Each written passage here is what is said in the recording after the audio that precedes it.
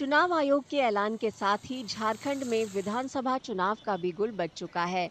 झारखंड का अगला मुख्यमंत्री कौन होगा, इसका फैसला कुछ हद तक संथाल परगना इलाके के नतीजे तय करेंगे। विधानसभा की कुल 81 सीटों में से 18 सीटें इसी इलाके में है। राजनीतिक विशेषज्ञ और वरिष्ठ पत्रकार कहते हैं कि इलाके में नौकरियों के लिए पलायन और बेरोजगारी बड़ा मुद्दा है।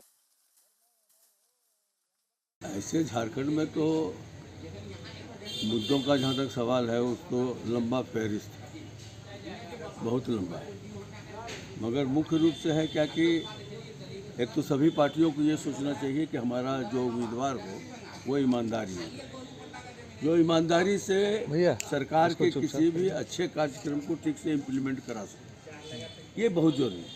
यहाँ पलायन की स्थिति है, बेरोजगारी की स्थिति है, इस तरह के अनेक मामले हैं जो यहाँ अभी चल रहा है और इसको देखने वाला कोई नहीं है। सर्वप्रथम हम बताएंगे मुद्दों में शिक्षा का अभाव, स्वास्थ्य का अभाव, स्वास्थ्य का देखरेख नहीं हो रहा है और सबसे बड़ी मुद्दा बेरोजगारी है। अभी झारखंड सरकार के द्वारा जो बेरोजगारी के लिस्ट में कई तरह के परीक्षाएं हो रही है, इसका एक शेड्यूल, एक कैलेंडर होना चाहिए। इसके अलावे संथाल परगना से खास करके मैं बताऊंगा कि यहाँ से पलायन की स्थिति सबसे बड़ी है। इस मुद्दे पर कोई भी प्रत्याशी ध्यान नहीं देते।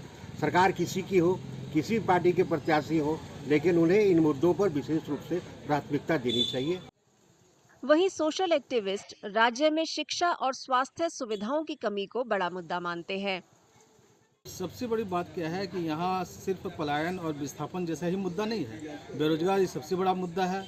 उसके बाद क्या है कि हॉस्पिटलिटी की कमी है, उसके बाद स्कूलिंग की कमी है, एजुकेशन कहीं नहीं है। एजुकेशन का अब यहाँ के लड़के, यहाँ के नौजवान बाहर पढ़ने के लिए जाते हैं, यहाँ उनके लिए कोई व्यवस्था नहीं है। यहाँ इलाज के लिए लोग बेंगलोर और वेलोर जाते हैं, कलकत्ता जाते हैं, लेकिन संथाल परगना में इस तरह की कोई व्यवस्था नहीं है। झारखंड में विधानसभा की कुल 81 सीटों पर 2 फेज में 13 और 20 नवंबर को वोटिंग होगी। इससे पहले 2019 में राज्य में 5 फेज में चुनाव हुए थे। वोटों की गिनती 23 नवंबर को होगी।